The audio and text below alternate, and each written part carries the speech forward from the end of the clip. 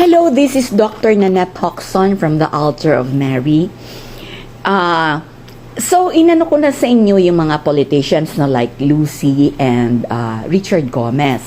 Ano nga ba ang dapat nilang gawin? So, pag ikaw ay politiko at sumali ka dyan, isang leadership niya yan. At wag ka lang maging leader no, ng physical world, but the spiritual world. So, kunyari ako, sa paging naging mayor ka, di i-check mo lahat kung na-address mo mga basic needs. Like, may pagkain ba, no? So, importante mayroon silang trabaho. Ako siguro, ang gagawin ko yung mga, sino ang gusto mag-farming, no? Kasi yan ang magpo-provide sa atin ng food, di ba? Swelduhan, no? Sa akin siguro pare-pareho ang sweldo ng lahat, no?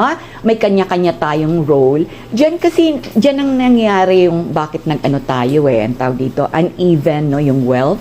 Kasi ganoon. Kaya sabi na nga, tamad na nga lahat. So ganoon na, swelduhan yung mga farmers, basurero, yung mga basurero, dapat maayos yung mga suot nila, may mga safety gear, ganoon. Siguro mga doctors lang kasi they deal with life. At saka doktor ako pala. So, doon lang tayo nagka-question. Pero, all the rest, ganun po. At saka tingnan nyo sa pamamagitan ng pag-ibig.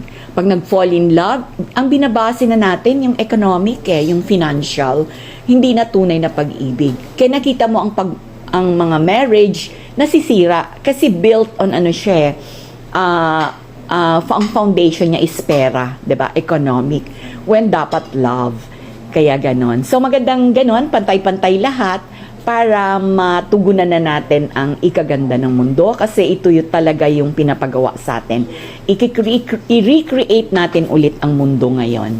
Okay? So ready lang tayo, tuloy lang yung mga kalaban natin, tuloy lang din tayo kung ano ang plano natin, doon tayo nakafocus kasi atin yung brain, hawak natin yan ang conscious mind natin. So doon tayo nakafocus sa ikakaganda ng mundo. Okay? Thank you. Bye.